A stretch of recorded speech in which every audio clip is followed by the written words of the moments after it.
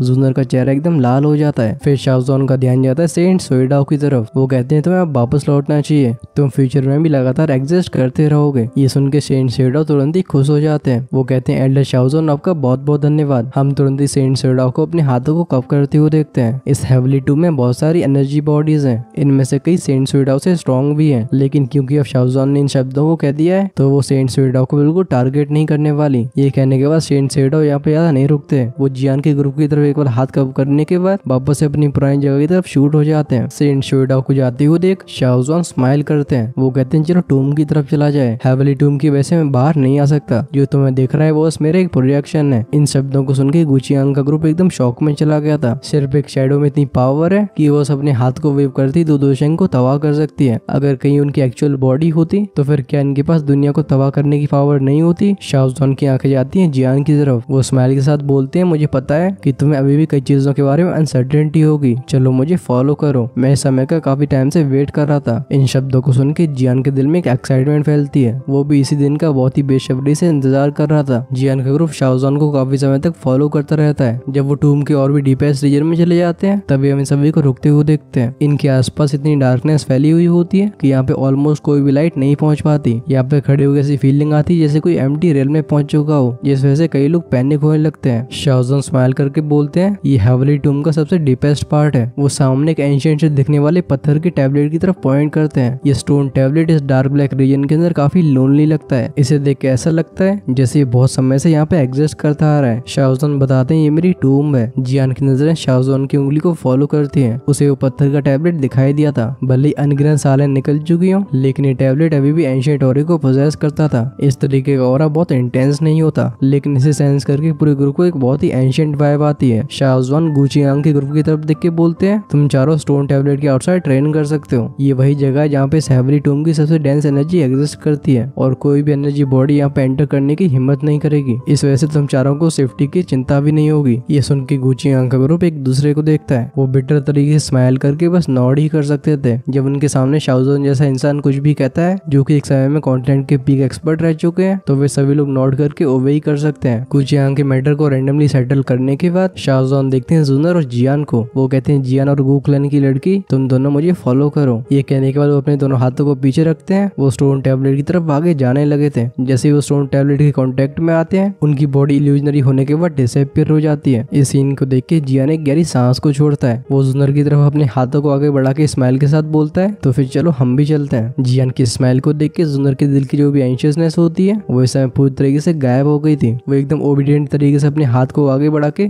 जियान के हाथ को पकड़ लेती है, जैसे जियान उसे खींच के स्टोन टैबलेट की तरफ ले जा सके। जुनर और जियान को स्टोन टैबलेट की तरफ आगे जाते हुए देख गुचियांग और बाकी लोग अपने दोनों हाथों को कप करते हैं। गुचियांग डीप आवाज में कहता है जियान तुम जुनर का ध्यान रखना। वो जानता था कि टूम में एंटर करने के बाद जियान अपना मैक्सिमम टाइम अंदर ही स्पेंड करने वाला है। ये सुन के जियान स्माइल के साथ नोट करके बोलता है तुम सब भी अपना ध्यान रखना। जियान ने अपने हाथ को आगे बढ़ा के जेंटली स्टोन टैबलेट को टच कर दिया था। तुरंत ही दोनों के बीच में एक ब्लड लाइन कनेक्शन फॉर्म होता है। स्टोन टैबलेट में से एक सर्कुलर लाइट बाहर आती है जिसने जियान और जुनर को रैप कर लिया था। जब वो लाइट बिखरती है तो जियान और जुनर के फिगर गायब हो चुके थे। इन दोनों को डिसअपीयर होते हुए देख गुचियांग और बाकी लोग एक दूसरे को देखते हैं। इन सभी के पास सहाय करने के अलावा कोई विकल्प नहीं होता। गुचियांग अपने सिर को हिला के बोलता है चलो छोड़ो, जैसी एल्डर शाओजोन की एबिलिटीज हैं वो जुनर के साथ कुछ भी गलत नहीं करेंगे। हम बस यहाँ पे इन दोनों के बाहर आने का वेट ही कर सकते हैं। ये कहने के बाद वो रैंडमली एक पत्थर को तोड़ता है जिसके ऊपर जाके वो बैठ गया था। वो ग्रेजुअली ट्रेनिंग स्टेज में एंटर हो जाता है। जब जियू जैन का ग्रुप गुचियांग को बैठते हुए देखता है वो भी नोट करने के बाद अपनी अपनी जगह पे बैठ के ट्रेन करने लगे थे। सीन चेंज हुआ था और हमें दिखाई देती एक ब्राइट लाइट। जब ये लाइट डिसअपीयर होती है जुनर और जियान अपनी आंखों को खोलते हैं। जियान को अपने सामने एक एंशिएंट सा हाउस दिखाई देता है। वो तुरंत ही एब्सेंट माइंडेड हो गया था। अनएक्सपेक्टेड बात है कि सिंपल से दिखने वाले टैबलेट के अंदर ऐसी मिस्टीरियस जगह छिपी हुई है। सच में जगह एक एलीट दोशेंग की रेस्टिंग प्लेस कहलाने की लायक है। फ्रंट में जो बड़ा सा हॉल होता है उसके बीच में एल्डर शाओजोन जिनके दोनों हाथ पीछे होते हैं वो खड़े हुए थे। उनके सामने क्लियर सा पॉन्ड होता है। इसके अंदर कई ग्रीन लोटस को देखा जा सकता है जो कि एक हल्की सी फ्रेग्रेंस को एमिट कर रहे होते हैं। पीछे से आ रहे सॉफ्ट फुटस्टेप्स को सुन के एल्डर शाओजोन साय करते हैं। वो कहते हैं क्या तुम अभी के शाओक्लैन की कंडीशन को मुझे एक्सप्लेन करोगे? इस रिक्वेस्ट को सुन के जियान हेजिटेट करने लगता है। फाइनली वो एक ईमानदारी से बोलता है अभी शाओक्लैन एग्जिस्ट नहीं करता, बस एक डिक्लाइन शाओ फैमिली बची हुई है। जियान जिस तरह से करके इन शब्दों को स्ट्रक्चर कर पाया था। ये कहने के बाद पिछले कई सालों में हुए मेन इवेंट्स को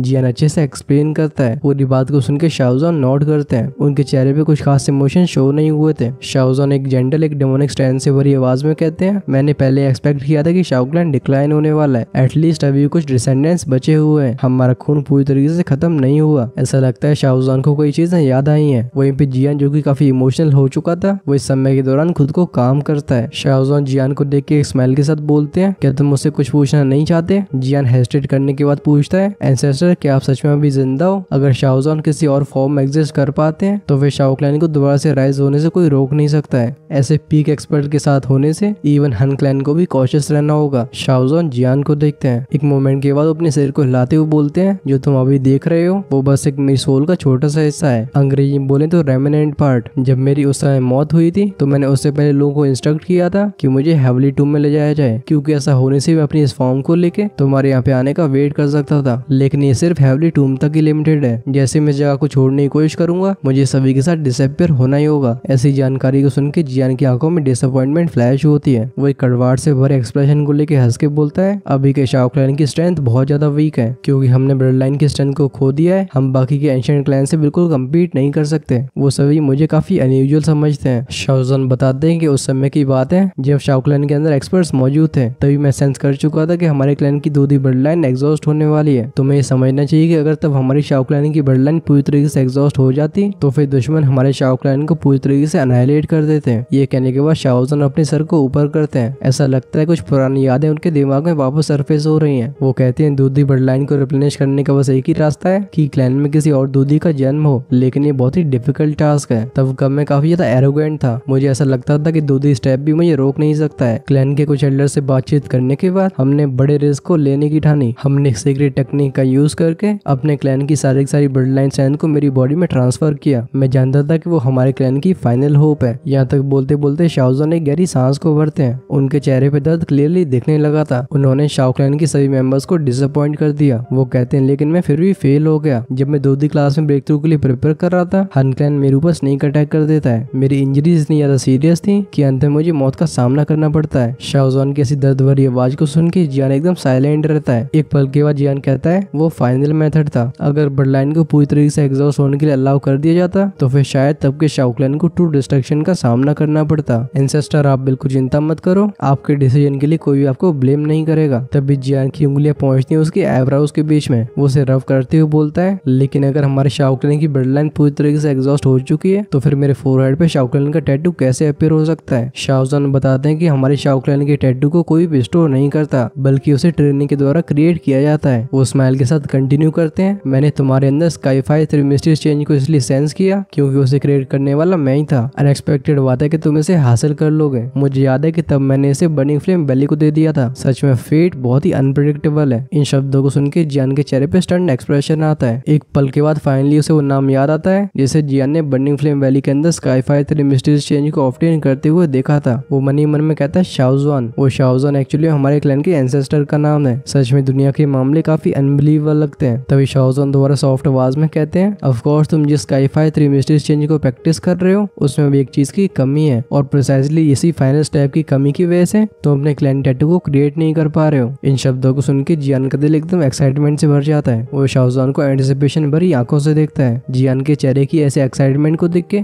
शाओजॉन अपने सिर को हिलाते हैं। वो कहते हैं, हाँ रिलैक्स करो, मैं इतने सालों से तुम्हें ये देने के लिए वेट कर रहा था। नेचुरली स्काईफाई 3 मिस्टीरियस चेंज का फाइनल स्टेप तुम्हें हैंडओवर किया जाएगा। तभी शाओजॉन बताते हैं कि भले तुम क्लैन टैटू को फॉर्म कर लो, फिर भी बिना ब्लड लाइन की स्ट्रेंथ के तुम इसे पीक लेवल पे अनलीश नहीं कर सकते। जियान की आंखों को डिम होते हुए देख शाओजॉन नॉड करते हैं। वो कहते हैं क्योंकि इसे क्लैन टैटू बोला जाता है तो फिर नेचुरली इसके सोर्स का कारण ब्लड लाइन स्ट्रेंथ है। ये कहने के बाद उनके चेहरे पे स्माइल आई थी। वो साफ सुथरे पॉन्ड के बीच में जाते हैं। जैसे वो अपने हाथ को एक बार वेव करते हैं, पॉन्ड के अंदर का पानी एकदम रोटेट करने लगा था। जैसे ही पानी में स्वरल बनता है, शाओजॉन की बॉडी में से कई ब्लडी लाइट्स बाहर आती हैं। फाइनली वो उनके पैरों को फॉलो करते हुए नीचे के पानी में एंटर करती हैं। जियान ऑब्जर्व करता है जैसे ही अनयूजुअल सी ब्लड लाइट्स नीचे के पॉन्ड में एंटर करती हैं, पॉन्ड के अंदर का क्लियर वाटर एकदम ब्लड रेड होने लगता है। इसे एक बार देखने पे पानी नहीं बल्कि खून लगता है। एट द सेम टाइम शाओजॉन के काले बाल सफेद होने लगे थे। हम उनके चेहरे को भी काफी जल्दी बूढ़े होते हुए देखते हैं। ऐसे चेंज को देख के जियान का एक्सप्रेशन चेंज हो गया था, लेकिन वो इससे पहले कुछ बोल पाता, शाओजॉन जो कि उस पॉन्ड के अंदर होते हैं वो अपने सिर को हिलाते हैं। वो स्माइल के साथ बोलते हैं, तब मैंने अपनी स्ट्रेंथ का यूज करके कुछ दूधी ब्लड लाइन को सेव कर लिया था। इसे सील करने के लिए मुझे बहुत सारी टेक्निक्स का यूज करना पड़ा। बस मेरी तब एक ही इच्छा थी कि मैं फिर से अपने क्लैन में एक ब्लड लाइन वाले मेंबर को क्रिएट कर सकूं, लेकिन अभी का मेंबर से एक रेवेनेंट सोल रह गया हूँ। मेरे पास इस हेवली टूम में भटकने के अलावा कोई विकल्प नहीं है। दोबारा से शाओ क्लैन को राइज करवाने का मैटर अब इसे मेरे द्वारा कंप्लीट नहीं किया जा सकता, लेकिन लगता है ऊपर वाला भी नहीं चाहता कि मेरे शाओ क्लैन का अंत हो। मुझे भरोसा है कि तुम मुझसे अच्छा करोगे। शाओजॉन जो कि बहुत ही तेजी से एज हो रहे होते हैं, उनकी इस जेंटल आवाज को सुन के जियान के दिल में एक अजीब सा दर्द होता है। वो सेंस करता है कि शाओ क्लैन के एंसेस्टर जो कि शॉकिंग टैलेंट को पोजेस करते थे, वो काफी समय से बहुत ही भारी बर्डन को कैरी कर रहे हैं। जब जियान ये सब सोच रहा होता है, शाओजॉन की फिर से सॉफ्ट आवाज सुनाई देती है। वो कहते हैं इस ब्लड लाइन स्ट्रेंथ के अंदर मेरी कुछ वो एनर्जी भी है जिसे मैंने जिंदा होने पे सील किया था। मेरे डिसेंडेंट, मैं ये उम्मीद करता हूँ कि तुम मेरी जगह पे मेरे उस प्रॉमिस को कंप्लीट करोगे जैसे तब मैंने शाओ क्लैन के मेंबर्स को दिया था। लगता है अभी के शाओजॉन के मुंह में घी शक्कर होगी, क्योंकि फ्यूचर में जियान इस प्रॉमिस को कंप्लीट जरूर करेगा। हाँ, ऐसा भी हो सकता है कि एंसेस्टर शाओजॉन को दोबारा से जिंदा होने का मौका मिल जाए। ऑफ कोर्स तुम्हारा भाई बस यहाँ पे गैस कर रहा है। नेक्स्ट एपिसोड में हम जियान की ट्रांसफॉर्मेशन को देखने वाले हैं, जहाँ पे ब्लड चेंज और ब्लड फ्यूजन दिखाया जाएगा। मतलब बेसिकली 1 से 1.5 साल की जो जियान की जर्नी है, हमारा पूरा फोकस उस पर होने वाला है, जिसके बाद जियान की फाइटिंग स्ट्रेंथ को खतरनाक लेवल का बूस्ट मिलेगा। आई होप आपको ये वाला एक्सप्लेनेशन पसंद आया होगा। इसी बात पे फटाक से लाइक बटन को स्मैश कर दो। आज इस वीडियो में 11,000 लाइक्स हो जाने चाहिए, और जो अभी तक चैनल को सब्सक्राइब नहीं कर पाए वो जल्दी से सब्सक्राइब बटन को हिट कर दो, वरना हो सकता है कि कल आने वाली वीडियो को तुम मिस कर दो। कई कमेंट्स में आप लोग पूछ रहे थे कि मेंबरशिप को ज्वाइन कैसे किया जाए। सो जिन्होंने चैनल को सब्सक्राइब करके रखा है तो वहीं पे एक ज्वाइन का बटन आ जाता है, आप उसे क्लिक करके पूरे प्लान्स को चेक कर सकते हो। अगर फिर भी ज्वाइन वाला बटन नहीं दिख रहा है तो फिर हेल गार्डन पे क्लिक करके उसके होम पेज पे चले जाओ, वहाँ पे सब्सक्राइब के साइड में आपको ज्वाइन का ऑप्शन दिख रहा होगा। बाकी कोई और इशू हो मुझे कमेंट्स में लिख के बताना। ऑफ कोर्स यही बता सकते हो कि ये वीडियो आपको कैसा लगा है। चलो इसी के साथ हम अपने वीडियो को फिनिश करते हैं। अगर आपने पिछले पार्ट को मिस कर दिया था तो उसे देखने के लिए आप लेफ्ट में क्लिक कर सकते हो, वहीं पे राइट में आपको दिखेगा नेक्स्ट एपिसोड जैसे वो चैनल पे अवेलेबल होता है। अंटिल देन अपना ध्यान रखना। Tata bye bye.